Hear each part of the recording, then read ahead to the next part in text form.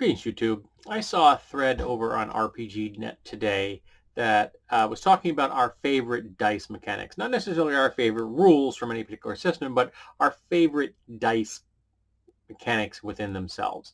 And that was like, that's a great idea for a video. So I'm going to tell you that right off the bat, my favorite dice mechanic is the classic D20. Now, part of this is fueled by the fact that the first game I ever played, this was the mechanic used, though it was, at the time, inconsistent on whether you wanted to roll high or low. And it really didn't become consistent until we got like 3rd edition and 3.5 and eventually Pathfinder. But yes, this is what I think of when you tell me roll for something. I think of a D20, and this is a nice blue speckled. And there's a mandarin in the background making noise. So that's the mechanic I think of first and foremost when someone says dice mechanic. That's what pops into my skull. Now, secondly, very close for dice mechanics is going to be the percentiles. And here we have a nice set of purple percentiles.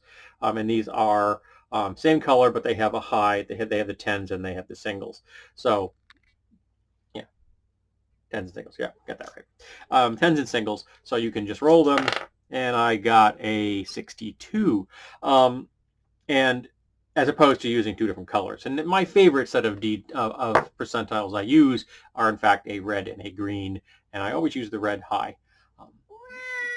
Though when I was a GM, I would use whichever was more appropriate. I fudged dice rolls if it got the story to go forward, and I usually curved them in the favor of the players. Very rarely did I ever curve them away from the players or the favor of the players, unless, of course, it really did drive the story in a way that I needed to drive it. And I've always thought that the percentiles were very science fiction. So it didn't feel right to use percentiles for fantasy. That's where the D20 kind of came into play. But I felt that they very much fit a science fiction setting.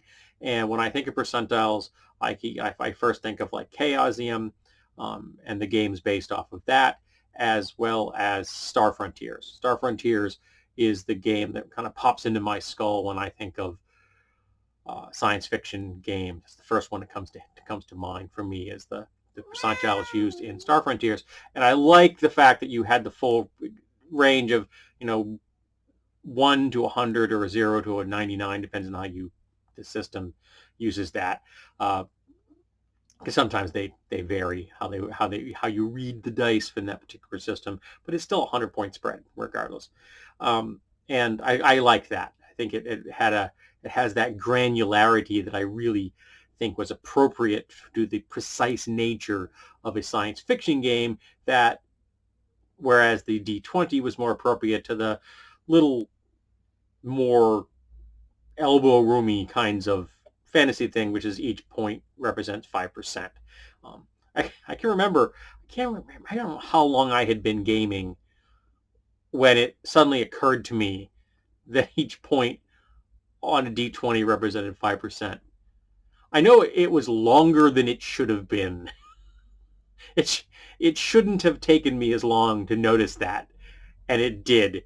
And I can remember being chagrined when it finally clicked in my skull, and I'm like, hey, every point on a D20 is 5%? And part of me is like, duh, are you just noticing that? So yeah, I was just noticing that. So how long did it take you to notice that? I'm sure that the vast majority of people probably figured it out real darn quick. I was not one of those people. But the last dice mechanic that I enjoy is using the D12. And the D12 is my favorite shape of dice. 12 5-sided, pentagons. I just love that shape. I think it's a wonderful visual object in and of itself. I find it aesthetically pleasing. And I believe it was a Thousand Sun system introduced me to their 2D12 mechanic, which was elegant, and I enjoyed it, and I spoke favorably of it when I reviewed that game, because it works. but also because it used the D12, and I think that the D12 gets short shift in many systems. I can remember intentionally having a character carry a weapon that used a D12 at one point just because it meant I got to roll a D12. I think there was it the battle axe or the great axe that used D12, something like that. But yeah, regardless, I chose that weapon in particular because it meant that I could use a D12, but not this one. I acquired this one quite recently. So those are the three dice mechanics that I really enjoy in games: the D20, the percentiles, and then the D12. Now, there is something to be said for systems that use the classic six-sided. Six-sided dice are ubiquitous.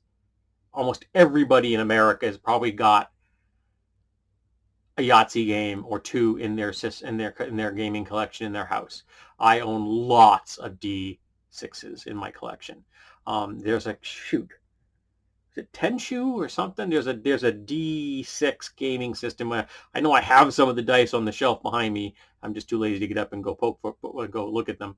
That is this rectangular, this square tube that is just filled with colorful D6s, which are perfect if you like the D6 mechanic, because you want to use a dice pool. All the dice you're going to need for your entire table are right there, and they all come in colors, so each person can have their own set. And I think there's something to be said for a dice pool system like that because it is so easy to get into. 3d6 for GURPS gives you a nice curve if you like a bell curve as opposed to the D20, which is not going to give you a bell curve. And I know that there was a variant, and I'm trying to remember how early it was introduced. It may have been introduced to me back in first edition or second edition, of people that liked to play D&D using 3d6 because it gave you that bell curve of 3 to 18, which we were all familiar with because that's what we were using to roll up our stats.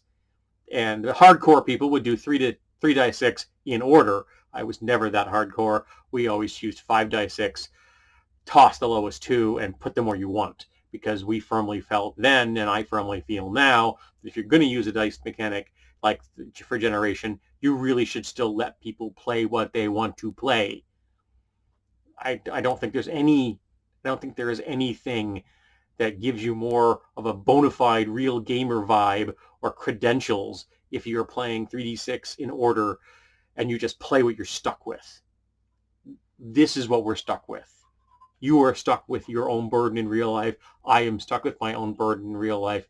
I don't want to play an artificial burden that was imposed upon me in a game.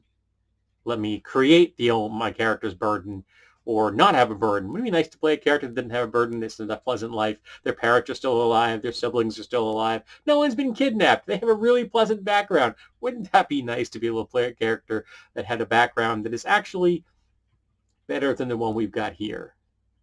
I know, a pipe dream. But yeah, like this one right here, this is a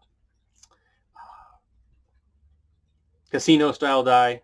Very sharp, very precise, decommissioned, because that's why it's in my hand. I can't remember where I picked this one up.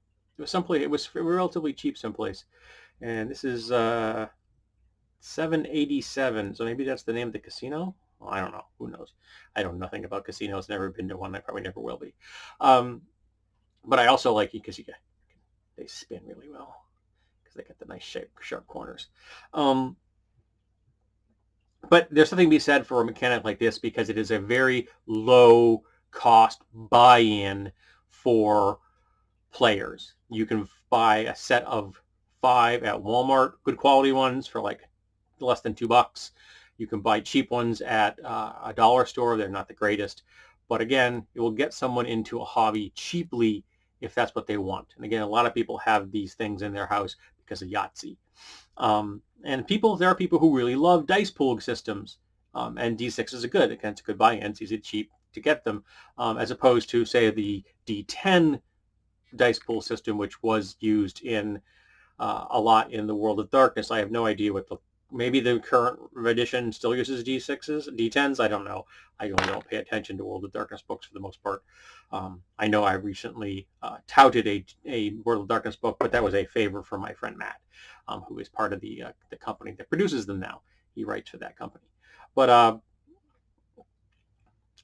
this is a good mechanic. It gets people in. I've also seen a mechanic where they were using playing cards for the same reason, because they are ubiquitous. I don't even really play cards. Actually, I don't play cards, but I have a number of sets in my collection because they're interesting looking.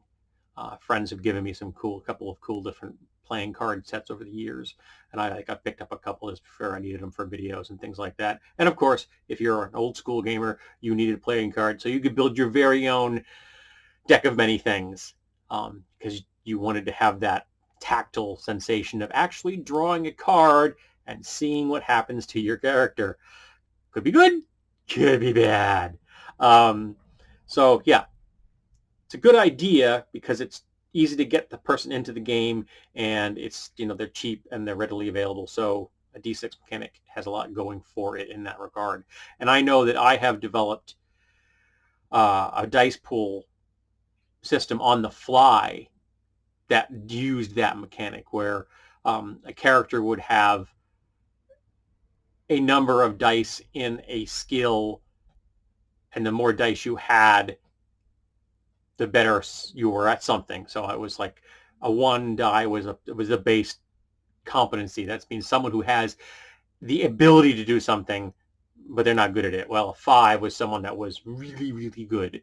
And I believed I had the stats were the same way. So 1 to 5, 1 is the normal human, and 5 was the best. And then you would add your die, the number of dice from your stat, the number of dice in your skill combined, and then they would give you your dice pool. And I believe it was a split 50-50. So the more successes you had, the better chance you were succeeding at your current task. So someone could be very good in a stat. They could have a 5 strength, and they could have a 5 fighting skill in hand-to-hand combat. So they'd be rolling 10 dice, which is a lot, but not a huge number. You can easily, boom, 10 dice in your hands, as the people who have played, D&D have done with their fireballs. Everybody loves that first time you cast that fireball and you're rolling those dice and you're boom, and it just feels great. D6s were used for that back then too. So let's talk about dice mechanics, specifically what ones that we love. Now, I guess the counterpart to that would be which ones we don't love. I never liked D4 as much, so any system that really heavily relied on that would be something I would not love. And I know I never liked having to roll lots of D4 because they didn't roll well, they didn't shake well, and depending on how the die was designed, sometimes the bottom one was the number, sometimes the one pointing in the air was the number. Yeah, I never liked. I know I own a couple of 8-sided dice in my collection that have 2 numbers each. So it's effectively a 4-sided die, and I like those better. They shake better. They're not as difficult to read, and they aren't caltrops. Though you still don't want to step on one. But yeah. So let's talk about the dice mechanics that we love, and I guess if you have dice mechanics that you really, really hate, this would be the video to rant about it.